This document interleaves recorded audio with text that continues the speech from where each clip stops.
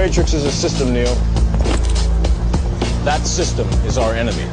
But when you're inside, you look around, what do you see? Businessmen, teachers, lawyers, carpenters, the very minds of the people we are trying to save. But until we do, these people are still a part of that system, and that makes them our enemy. You have to understand, most of these people are not ready to be unplugged. And many of them are so inert, so hopelessly dependent on the system, that they will fight to protect it. Were you listening to me, Neo? Or were you looking at the woman in the red dress? I was... Look again. Freeze it.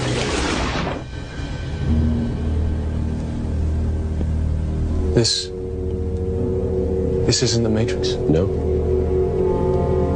It's another training program designed to teach you one thing.